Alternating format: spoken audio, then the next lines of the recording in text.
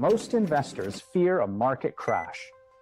But for affluent families, the greater damage often comes quietly, through taxes, inflation, and portfolio design that was never built for the life they are actually living. Tax season has a way of making that impossible to ignore, because paper returns are one thing, cash leaving the account is another. And when inflation is still taking a bite, that friction becomes even more expensive. So right now, one question matters more than ever. What did you actually keep?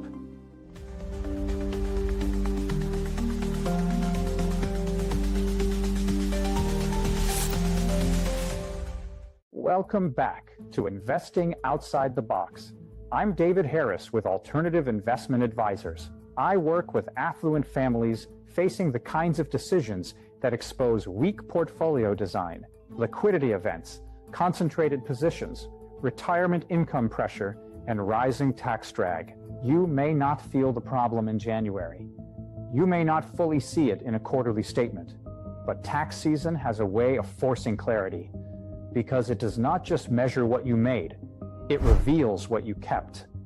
A portfolio can report a respectable return, but after taxes and inflation, the dollars that actually improve your lifestyle may be far fewer.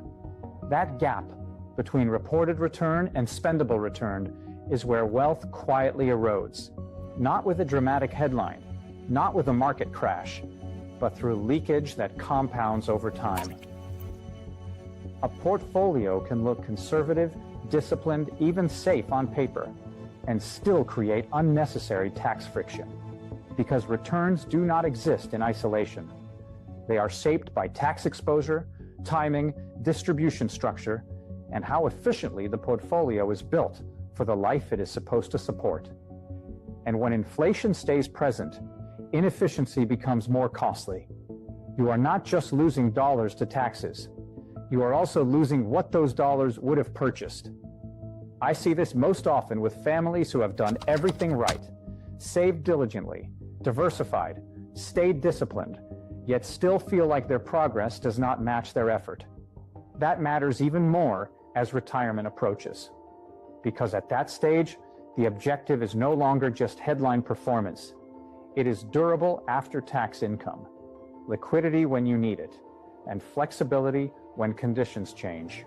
A portfolio may look solid on paper, but after taxes and inflation, what actually reaches your lifestyle can be meaningfully smaller than investors expect. That is why the real issue is not simply whether a portfolio grows. It is whether it supports lifestyle, preserves optionality, and reduces unnecessary drag along the way.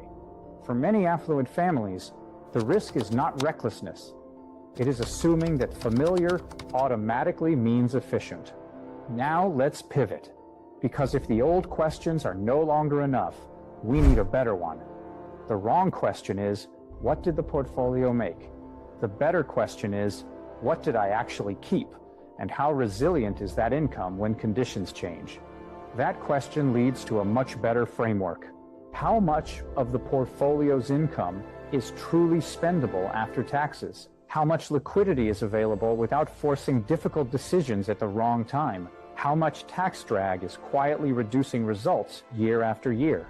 How much of the strategy still depends on assumptions that may no longer hold as well as they once did? Those are more useful questions than simply asking whether the return looked good, because wealth is not experienced on a statement. It is experienced in cash flow, flexibility, and peace of mind. If tax season raised questions about what you are truly keeping, this is the right moment to get clarity. Go to altsadvisors.com and request a private tax pressure test. We'll look at tax drag, liquidity, rate sensitivity, and whether the income your portfolio appears to generate is actually durable after taxes and inflation. No product pitch, no pressure, just a clear fiduciary diagnosis of what is working and what may be quietly leaking away. In the end, wealth is not defined by what a portfolio reports. It is defined by what it allows you to keep, use, and live on. Because in the end, paper returns do not fund lifestyles. After-tax cash flow does. It is not just what you make, it is what you keep.